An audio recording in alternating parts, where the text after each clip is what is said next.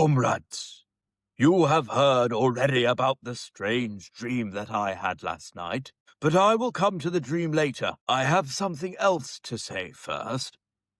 I do not think, comrades, that I shall be with you for many months longer, and before I die, I feel it my duty to pass on to you such wisdom as I have acquired. I have had a long life. I have had much time for thought as I lay alone in my stool, and I think I may say that I understand the nature of life on this earth as well as any animal now living. It is about this that I wish to speak to you. Now, comrades, what is the nature of this life of ours?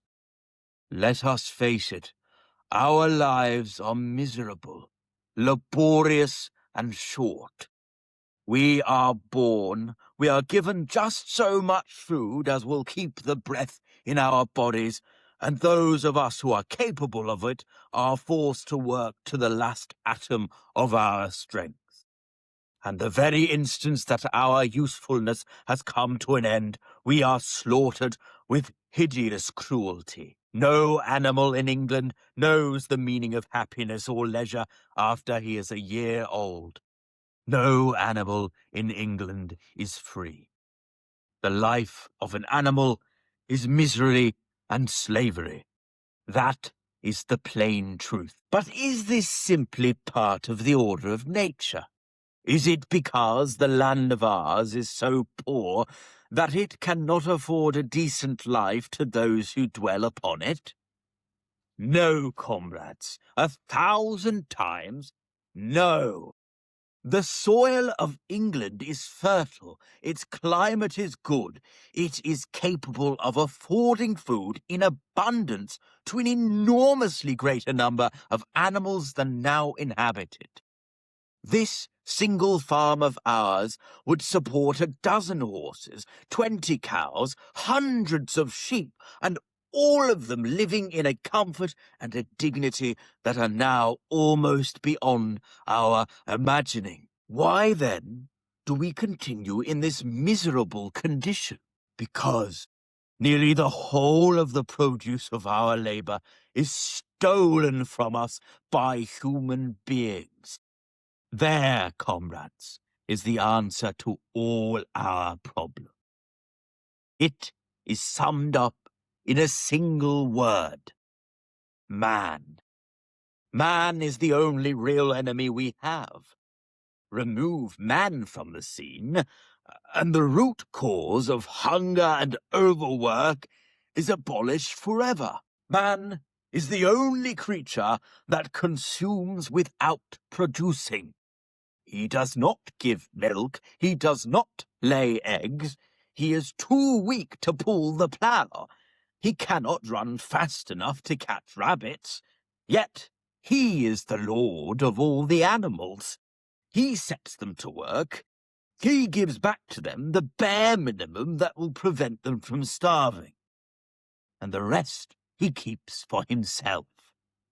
Our labor tills the soil, our dung fertilizes it, and yet there is not one of us that owns more than his bare skin. You cows that I see before me, how many thousands of gallons of milk have you given during this last year? What has happened to that milk, which should have been breeding up sturdy calves? Every drop of it has gone down the throats of our enemies. And you hens, how many eggs have you laid in the last year? And how many of those eggs ever hatched into chickens?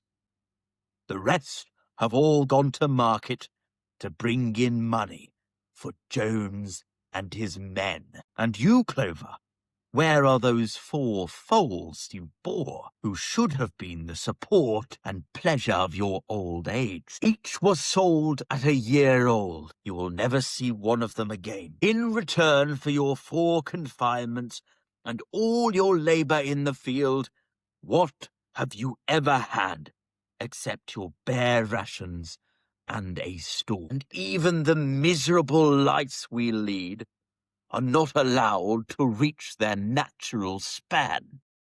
For myself, I do not grumble, for I am one of the lucky ones. I am 12 years old and have had over 400 children. Such is the natural life of a pig, but no animal escapes the cruel knife in the end. You young porkers who are sitting in front of me, every one of you will scream your lives out at the block within a year. To that horror we all must come. Cows, pigs, hens, sheep, everyone. Even the horses and the dogs have no better fate.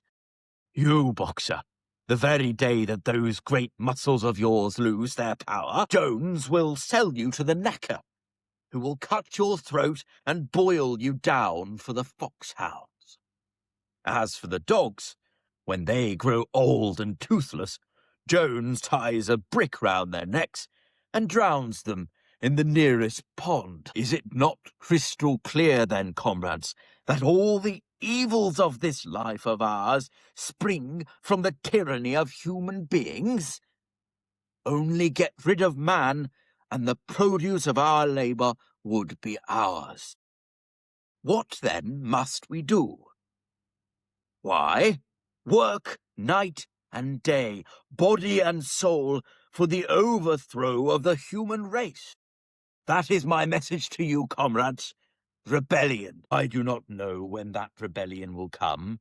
It might be in a week or in 100 years, but I know as surely as I see this straw beneath my feet that sooner or later justice will be done. Fix your eyes on that, comrades, throughout the short remainder of your lives, and above all, pass on this message of mine to those who come after you, so that future generations shall carry on the struggle until it is victorious. And remember, comrade, your resolution must never falter. No argument must lead you astray. Never listen when they tell you that man and animals have a common interest, that the prosperity of the one is the prosperity of the others. It is all lies. Man serves the interests of no creature except himself. And among us animals, let there be perfect unity, perfect comradeship in the struggle. All men are enemies. All animals are comrades. Here is a point that must be settled. The wild creatures, such as rats and rabbits, are they our friends or our enemies? Let us put it to the vote. I propose this question to the meeting. Are rats comrades? I have little more to say. I merely repeat, remember always your duty of enmity towards man and all his ways. Whatever goes upon 2 legs is an enemy. Whatever goes upon 4 legs or has wings is a friend. And remember also that in fighting against man, we must not come to resemble him. Even when you have conquered him, do not adopt his vices. No animal must ever live in a house, or sleep in a bed, or wear clothes, or engage in trade. All the habits of man are evil. And above all, no animal must ever tyrannize over his own kind. Weak or strong, clever or simple, we are all brothers. No animal must ever kill any other animal. All animals are equal. And now, comrades, I will tell you about my dream of last night. I cannot describe that dream to you. It was a dream of the earth as it will be when man has vanished. But it reminded me of something that I had long forgotten. Many years ago, when I was a little pig, my mother and the other sows used to sing an old song of which they knew only the tune and the first 3 words. I had known that tune in my infancy, but it had long since passed out of my mind. Last night, however, it came back to me in my dream. And what is more, the words of the song also came back. Words, I am certain, which were sung by the animals of long ago and have been lost to memory for generations. I will sing you that song now. Comrades, I am old and my voice is hoarse, but when I have taught you the tune, you can sing it better for yourselves. It is called Beasts of England. Old Major cleared his throat and began to sing. As he had said, his voice was hoarse, but he sang well enough. And it was a stirring tune, something between Clementine and La Cucaracha.